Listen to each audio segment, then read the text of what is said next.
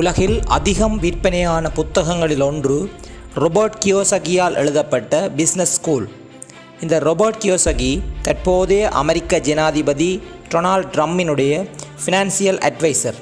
இந்த புத்தகத்திலே பணக்காரன் ஆவதற்கான 10 வழிகளை பற்றி குறிப்பிட்டுள்ளார். வாருங்கள், இது பி பாசிட்டிவ் தமிழ்.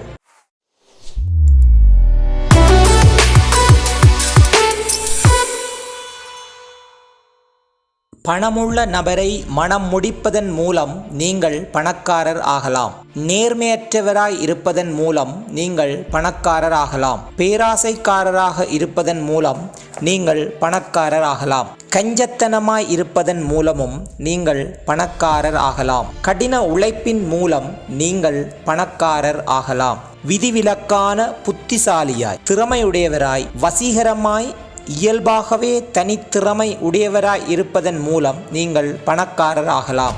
அதிர்ஷ்டமுடையவராய் இருப்பதன் மூலம் நீங்கள் பணக்காரர் ஆகலாம். சொத்துக்கு வாரிசு ஆவதன் மூலம் நீங்கள் பணக்காரர் ஆகலாம். முதலீடு செய்வதன் மூலம் நீங்கள் பணக்காரர் ஆகலாம். ஒரு தொழிலை தொடங்குவதன் மூலம் நீங்கள் பணக்காரர் ஆகலாம்.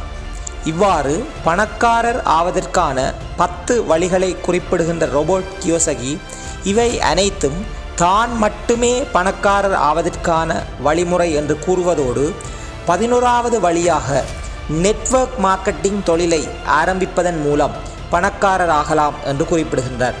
அதாவது மற்றவர்களை பணக்காரன் ஆக்குவதன் மூலம் தன்னை பணக்காரன் ஆக்குவதே இந்த நெட்வொர்க் மார்க்கெட்டிங் ஆகும். நெட்வொர்க் மார்க்கெட்டிங் செல்வத்தை அடைவதற்கு ஒரு புதிய புரட்சிகரமான வழி என்று ரொபர்ட் கியோசகி குறிப்பிடுகின்றார். நன்றி.